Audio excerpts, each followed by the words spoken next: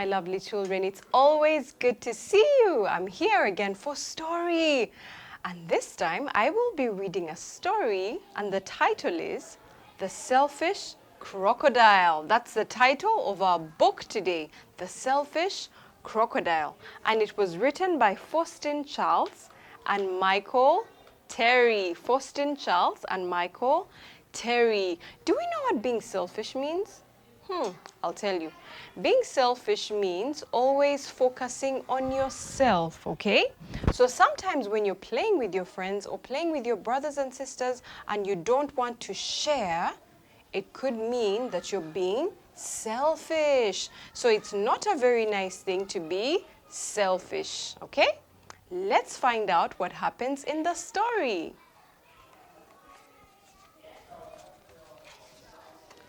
Deep in the forest, in the river, lived a large crocodile. He was a very selfish crocodile.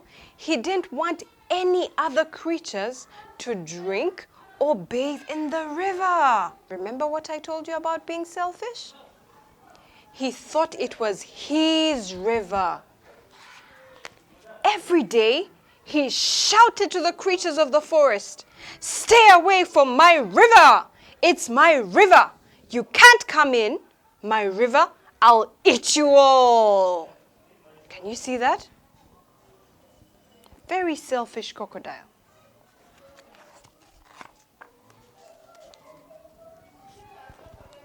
So there were no fish, no tadpoles, no frogs, no crabs, no crayfish in the river. All were afraid of the selfish crocodile. The forest creatures kept away from the river as well. Whenever they were thirsty, they went for miles to drink in other rivers and streams.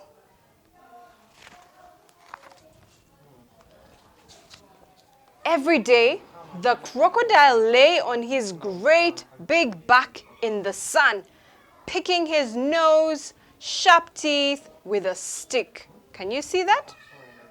Not a very good habit.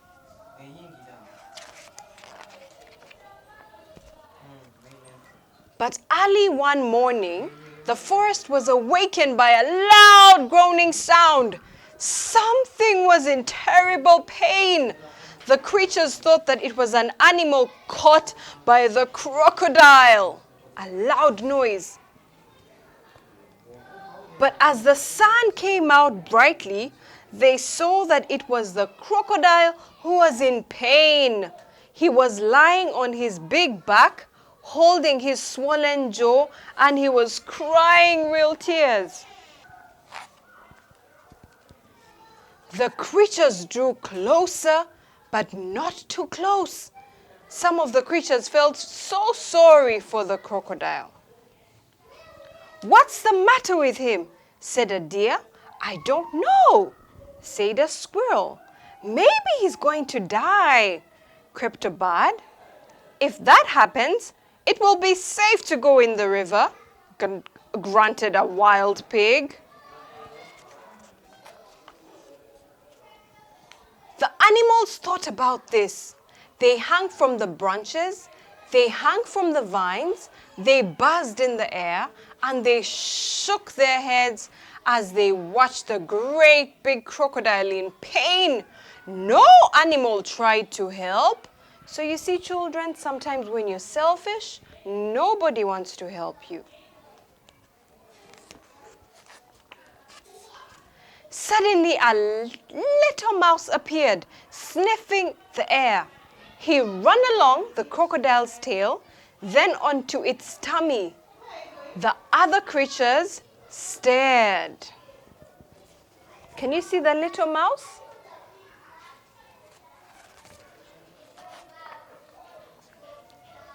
"Look at that mouse," chattered Monkey.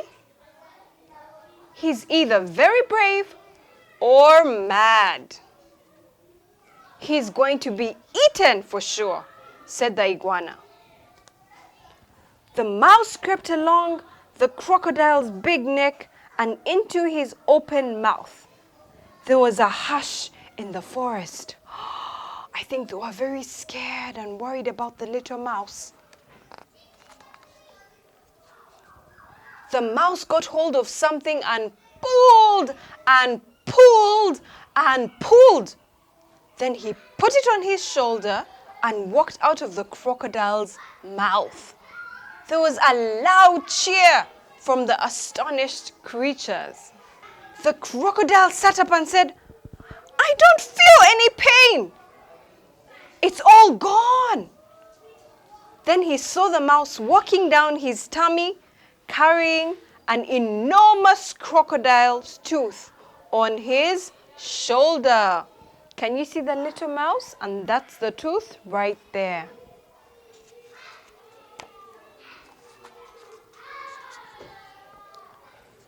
"Your bad tooth was giving you the toothache," answered the mouse, turning around to face the now smiling crocodile.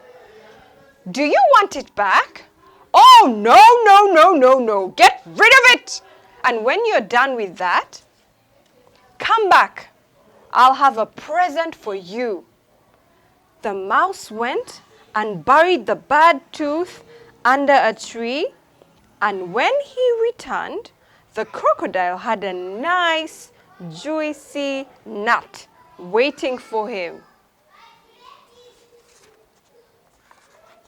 As the crocodile watched the mouse eating the nut, he said to him, "You were very clever getting rid of that toothache, and kind too.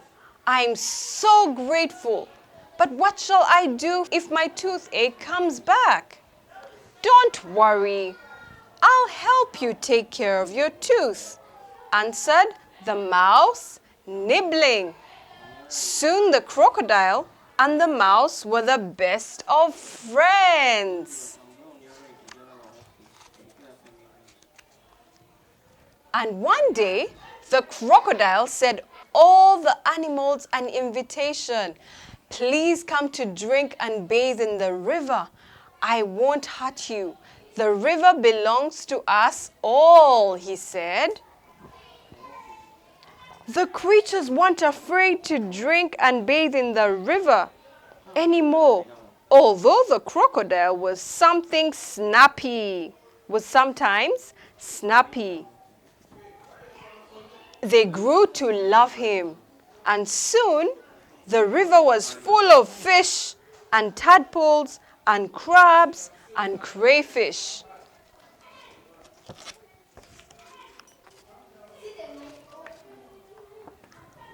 And that's the end of our lovely story. So do you see why it isn't good to be selfish? When you're selfish, nobody wants to play with you, nobody is happy with you, and nobody would even bother helping you if you were in trouble. So my lovely children, let's be kind wherever we are all the time, especially to our mummies and the people that take care of us at home. I love you all. Goodbye.